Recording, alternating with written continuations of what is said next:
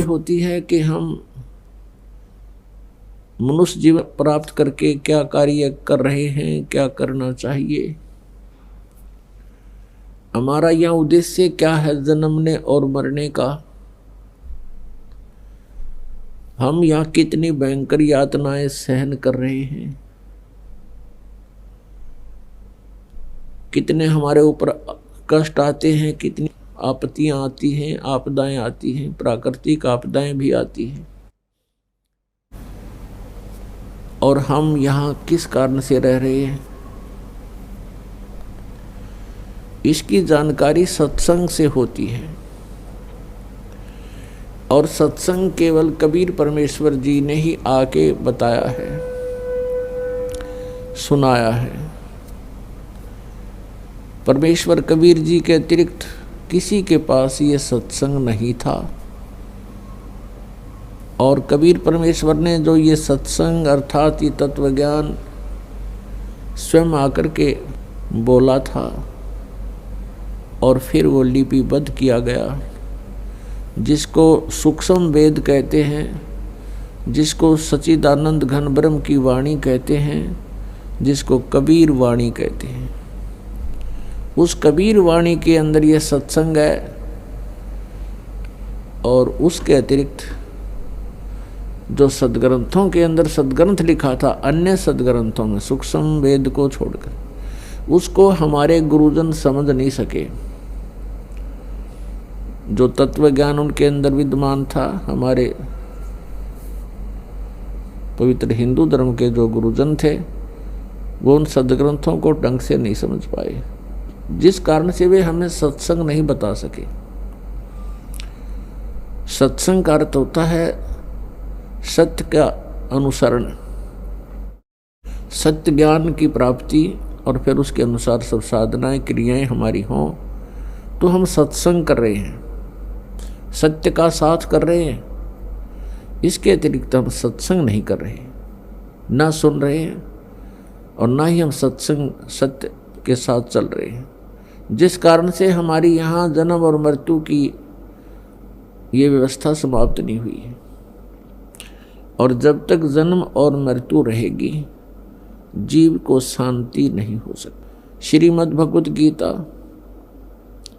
अध्याय नंबर 18 के श्लोक नंबर 62 में कहा कि अर्जुन, तू सर्वभाव से उस परमेश्वर की शरण में जा, उसी परमेश्वर की कृपा से तुझे सनातन परम धाम, परम शांति और सनातन परम धाम की प्राप्ति होगी। परम शांति।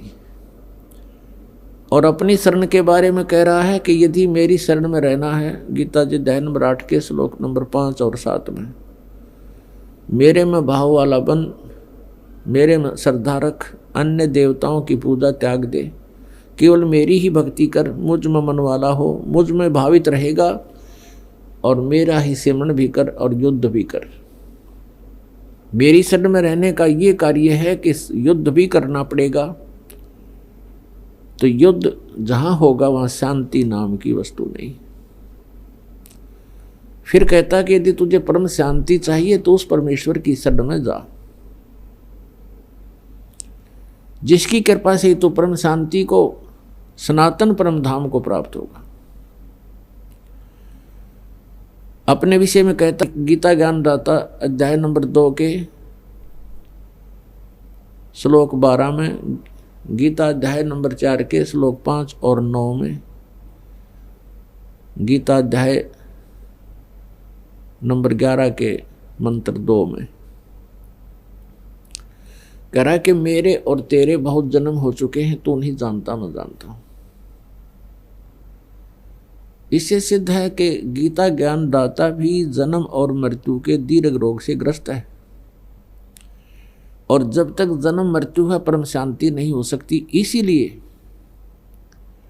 श्रीमद् भगवत गीता अध्याय नंबर 15 के श्लोक नंबर 1 से 4 में यह स्पष्ट किया है कि उल्टा लटका हुआ संसार रूपी वृक्ष है, इसकी ऊपर को जो जड़ है वो तो समझो मूल मालिक है, पूर्ण ब्रह्म है, सच्चिदानंद घन ब्रह्म, जो सबका धारण पोषण करता है, सबका पालन करता है, और जिससे सब ब्रह्मांडों की उत्पत्ति हुई है। जैसे जड़ से ही यानी मूल से ही पेड़ को आहार प्राप्त होता है और मूल के ही कारण पौधा पेड़ बनता है, फलता फूलता है। ऊपर को जड़ तो वो दिव्य परम पुरुष है, परम अक्षर ब्रह्म है, पूर्ण ब्रह्म है, और तीनों गुण रूपी नीचे को लटकी हुई शाखाएं, बीच का जो पोर्शन रहेगा तना और मोटी डार और शाखाएं। तो इसके विषय में गीता ज्ञानदाता अल्पज्ञता सिद्ध करता है कि मुझे इसका पूर्ण ज्ञान नहीं है। गीता जी अध्याय नंबर 15 के श्लोक नंबर 2 में कहा है कि तीनों गुण रूपी शाखा हैं। फिर 3 में कहा कि ये इस संसार रूपी वृक्ष का जो इसकी जानकारी मैं नहीं रखता। यहाँ विचार काल में, विचार काल का अर्थ है कि जो तेरा मेरा गीता का डिस्कशन हो रहा है, विचार विमर्श चल रहा है, इसमें मैं नहीं बता पाऊंगा क्योंकि इसकी मुझे आदि और अंत का ज्ञान नहीं। इसलिए गीता जी अध्याय नंबर 4 के श्लोक नंबर 34 में कहा है कि तू सर्व उस तत्वदर्शी संतों के पास जाकर के उस परमात्मा ज्ञान को समझ। वो तत्वदर्शी संत तुझे उस परमात्मा के विषय में जानकारी देंगे और परम अक्षर ब्रह्म की पूरी डिटेल बताएंगे। जब वो तत्वदर्शी संत तुझे प्राप्त हो जा, गीता जी अध्याय नंबर 15 के श्लोक 3 और 4 में स्पष्ट किया है, उसके पश्चात उस तत्व ज्ञान रूपी शस्त्र के द्वारा इस अज्ञान रूपी अंधकार को काटकर यानी तत्व ज्ञान को समझकर उसके पश्चात परमेश्वर के उस परम पद की खोज करनी चाहिए, जहां जाने के बाद साधक फिर लौटकर संसार में नहीं आते और उसी परमेश्वर से सर्व संसार की यानी संसार रूपी वृक्ष की प्रवृत्ति विस्तार को प्राप्त हुई है। अर्थात उसी परमेश्वर ने सब ब्रह्मांडों की रचना की है और उसी परमेश्वर की भक्ति करनी चाहिए। मैं उसी की शरण हूं और उसी की भक्ति करनी चाहिए। गीता ज्ञानदाता कहता कि मैं भी उसी की शरण में हूं, उसी की भक्ति करता हूं। गीता अध्याय नंबर 18 के श्लोक नंबर 62 में तो कह रहा है कि तू सर्वभाव से उसकी शरण में जा,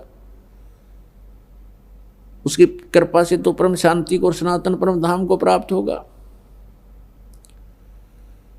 और गीता जी अध्याय नंबर 18 के श्लोक 63 में कहा कि ये गीता का गूढ़ से गूढ़ रहस्य, गुप्त से गुप्त ज्ञान तुझे सुना दिया। तू जैसा उचित समझे ऐसा कर ले। मेरी शरण में रहना है तो जन्म मृत्यु तेरी भी मेरी भी, और शांति नाम की चीज नहीं, क्योंकि युद्ध करना पड़ेगा। अब निर्णायक ज्ञान चल रहा है गीता जी में, 18वां अध्याय अंतिम अध्याय है। अंतिम ये श्लोक चल रहे हैं लगभग। 18वें अध्याय के 62वें श्लोक में स्पष्ट कर दिया कि तू अब उस परमेश्वर की शरण में जा जिसकी कृपा से तू परम शांति और सनातन परम धाम को प्राप्त होगा। और अपनी स्थिति बता दी कि मेरी और तेरे सदा जन्म मृत्यु रहेंगे यदि मेरी शरण में रहेगा तो। 18वें अध्याय के 63वें श्लोक में कहा कि तू फैसला कर ले, अब सोच ले तूने जो करना, मेरी शरण में रहना है या उस परमेश्वर की शरण में जाना। उसकी शरण में जाना है तो तत्वदर्शी संतों से उसका ज्ञान प्राप्त कर, मैं नहीं जानता। और ये गुप्त से गुप्त गीता ज्ञान तुझे मैंने बता दिया, गुप्त से गुप्त। गीता जी के 18वें अध्याय के 64वें श्लोक में फिर गुप्त से गुप्त भेद और बता रहा हूं, जिसके विषय में मैं तुझे उसकी शरण में जाने को कह रहा हूं। वो परम अक्षर ब्रह्म मेरा भी इष्ट है, मेरा भी पूज्य देव है। यहां अनुवादकर्ताओं ने गड़बड़ी कर रखी है। इसमें लिख दिया कि तू मेरा प्रिय है, इसलिए गुप्त से गुप्त भेद और बताता हूं। फिर सुन, गुप्त तो ये पहले 18वें अध्याय के 63वें श्लोक में कह चुका है कि गुप्त से गुप्त भेद यू गीता वाला मैंने बता दिया। अब एक और गुप्त से गुप्त बताता हूं कि ये मेरा पूज्य देव है, मेरा इष्ट है। तो पुण्यात्मा, उस परम अक्षर ब्रह्म की भक्ति ना करने से हम अभी तक जन्म और मृत्यु के दीर्घ रोग में ग्रस्त रहे। जब तक ये जन्म मृत्यु है, शांति नहीं। आज हम और आप सभी अपने परिवार को और अपनी संपत्ति को अपना माने बैठे हैं। और यहाँ कोठी और कार खरीदने में, बड़ी बड़ी फैक्ट्रियाँ लगाने में, एमएलए, एमपी, मंत्री, मुख्यमंत्री, प्रधानमंत्री बनने की इच्छा में हम पूरा मनुष्य जीवन वेस्ट कर देते हैं, बर्बाद कर देते हैं। और एक सेकंड का कोई किसी को विश्वास नहीं, किसी का भी। एक सेकंड में ना जाने कब यहाँ के बिजली गिर जाए। और हम फिर भी यहीं व्यवस्थित हैं, फिर भी यहाँ से मन नहीं हट रहा, क्योंकि हमारे पास विकल्प नहीं। और करें क्या? क्योंकि इस मन को तो कोई ना कोई चाहिए, कहीं ना कहीं टक्कर मारने। ये तो जीव को निचला एक स्थान पर टिकन नहीं देता। ऋषि महर्षि ने कोशिश की, तत्वदर्शी संत के अभाव से परमात्मा पाने के लिए भरसक प्रयत्न भी किए और बहुत कठिन साधनाएं भी की, लेकिन इस मन ने उनको भी बुरी तरह भ्रमित रखा और कोई ना कोई कारण बना के उनको भी नष्ट कर डाला। अब कारण क्या है कि जब तक हमें परम अक्षर ब्रह्म की साधना और तत्वदर्शी संत नहीं मिलेगा, तब तक हम जो व्यवस्था कर रहे हैं इससे मन नहीं हटा सकते। जो भी क्रियाएं हम करते हैं इसी में हम आसक्त रहते हैं।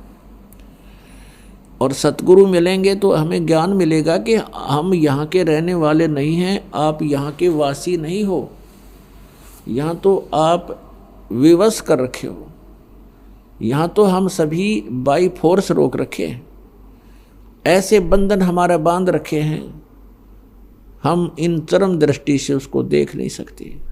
परमेश्वर के तत्व ज्ञान से फिर उन बंधनों का हमें आभास होगा और उनको हम अच्छी तरह समझ सकेंगे कि कौन कौन से बंधन किन किन रस्सों से हमें बांध रखा है। अब यहाँ ब्रह्मा, विष्णु, महेश भी इसी बंधन में, इन्हीं बंधनों में बंधे हुए, कर्मों के बंधन में। और ब्रह्म भी यही बंध है, क्योंकि ये यहाँ का स्वामी है, इसे बाहर ये नहीं जा सकता। और परब्रह्म भी अपने लोक में ये भी कैद है। केवल एक परम अक्षर ब्रह्म है जो स्वतंत्र परमात्मा है, पूर्ण ब्रह्म, जिसको सत्य पुरुष भी कहते, और वो सतलोक में रहता है। हम आप सभी सतलोक में रहा करते थे और वहाँ से हम अपनी गलती के कारण यहाँ इस काल के लोक में आ गए। ये काल का लोक है, 21 ब्रह्मांड हैं इसके, और यहाँ का विधान है जन्म और मृत्यु सदा बनी रहेगी। जैसे कर्म करेगा वैसा ही फल आपको यहाँ मिलेगा 21 ब्रह्मांड में। आपने बुरे कर्म किए हैं तो बुरा फल भी भोगना ही पड़ेगा, अच्छे कर्म किए हैं तो अच्छा कर्म भी आपको मिलेगा ही मिलेगा। लेकिन जन्म और मृत्यु और ये कर्मों का भोग दंड आपको भोगना ही पड़ेगा और सदा इसका फेस करना पड़ेगा। केवल एक परम अक्षर ब्रह्म है जो हमारे इस जन्म और मृत्यु के रोग को नाश कर सकते हैं, और साथ में हमारे जो प्रारब्ध के अंदर, प्रारब्ध बोलते हैं अपने आपके एक जीवन में, वर्तमान जीवन में जो भी सुख या दुख आपके लिखे हुए हैं, आप केवल उन्हीं को भोग रहे हैं। और केवल परम अक्षर ब्रह्म आपके इस प्रारब्ध में परिवर्तन कर सकते हैं, क्योंकि पुण्यों से सुख होता है और पापों से दुख होता है, संकट आते हैं। और यदि हमारे पाप ही समाप्त हो जाए प्रारब्ध वाले, तो हमें जीवन में सुख हो सकता है। जैसे किसी के पैर में कांटा लगा हो और कांटे के कारण दुख है और कांटा निकलते ही सुख हो जाएगा। तो हमारे कर्मों के कांटे लगे हुए हैं और इनको ना ब्रह्मा जी काट सकते, ना विष्णु जी, ना शिव जी, न श्री राम, न श्री कृष्ण, और न ही ये ब्रह्म। केवल परम अक्षर ब्रह्म इस कांटों को निकाल सकता है। तो उसी के पास ये औजार हैं जो हमारे पाप रूपी कांटों को निकाल सकते हैं, हमारे जीवन रूपी सफर को साफ कर सकते हैं, उस रास्ते को साफ कर सकते हैं।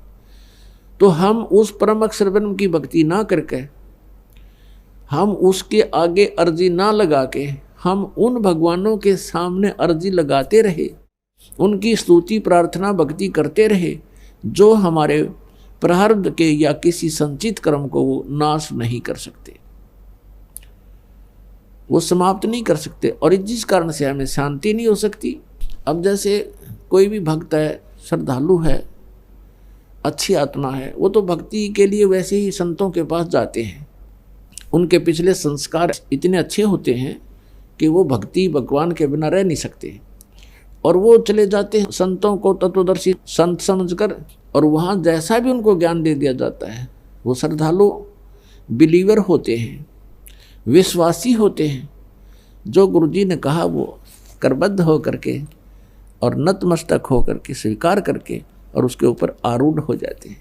उनको पता नहीं कि ये नीम हकीम है, इसके पास सच साधना नहीं है, लेकिन वो उसको पूर्ण संत मानकर साधना करने लग जाते हैं, साधना करने लग जाते हैं। और जो दुखी होते हैं, वो दुख का नाश कराने के लिए, संकट निवारण के लिए भी संतों की ही तलाश करते हैं।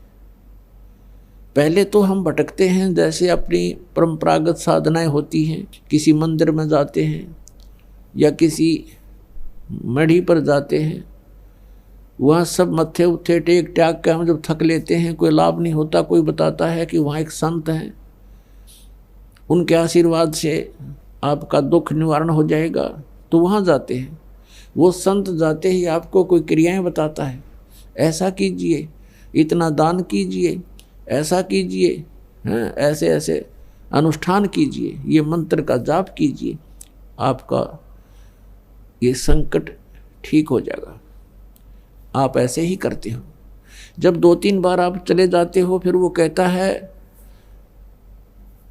जब आपको राहत नहीं मिलती, आप प्रार्थना करते हो कि मुझे कोई राहत नहीं मिली, तो वो क्या कहता है कि भाई देखो, ये तो आपके प्रारब्ध में लिखा है, प्रारब्ध में आपने भोगना ही पड़ेगा, और प्रारब्ध का जो पाप है वो तो भोगने से ही समाप्त होता है। और फिर उदाहरण देते हैं कि जैसे भगवान विष्णु अवतार श्री रामचंद्र जी आए थे, विष्णु जी को श्राप दिया था नारद जी ने कि तू एक जीवन अपनी पत्नी के वियोग में बिताएगा। ऐसा ही हुआ। और फिर श्री राम वाली यानी विष्णु वाली आत्मा श्री कृष्ण जी बने,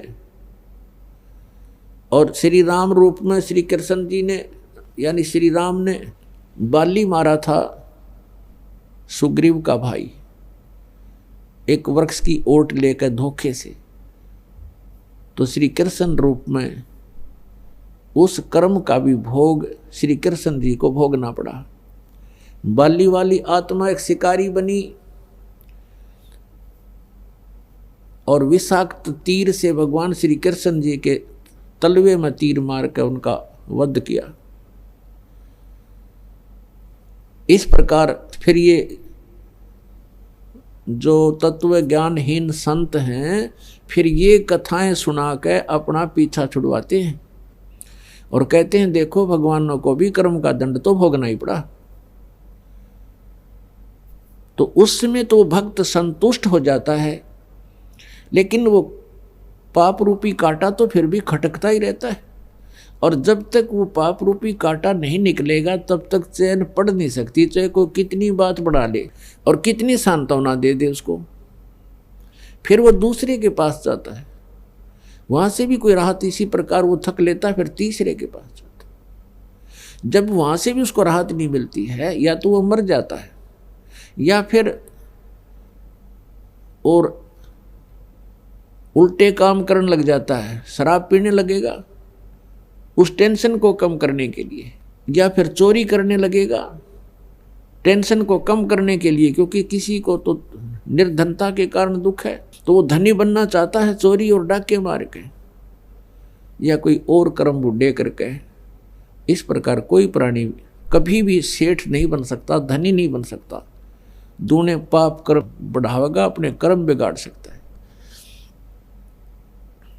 तो इसी कारण से पुण्यात्माओं, आज पूरा मानव लगभग यानी 90% मानव की वृत्ति कति बिगड़ी। भगवान का डर रहा नहीं, आस्था समाप्त होती जाती है। ऊपरले मन से भले ही हम राम राम कहते हैं, पर अंदर में विकार, अंदर में सारी कुबद ज्यों की तो विद्यमान है, और हमारा हर तरह से व्यवहार बिगड़ गया। माया ही हमें सब कुछ दिखाई दे रही है। इसका कारण ये नकली संत हैं, ये तत्व ज्ञानहीन नीम हकीम जो संत गुरु बने बैठे हैं, ये मंडलेश्वर, ये इसका मुख्य कारण है। क्योंकि इन्होंने सदग्रंथों को समझा नहीं और हमारे को गलत रास्ता दे दिया, और श्रद्धालु गुरुजी के बताए अनुसार सिर धड़की बाजी लगा देता है, क्योंकि वो चाहता है कि मेरा कष्ट निवारण हो, मुझे जो टारगेटेड वस्तु मिले, मेरी उद्देशित वस्तु मिले।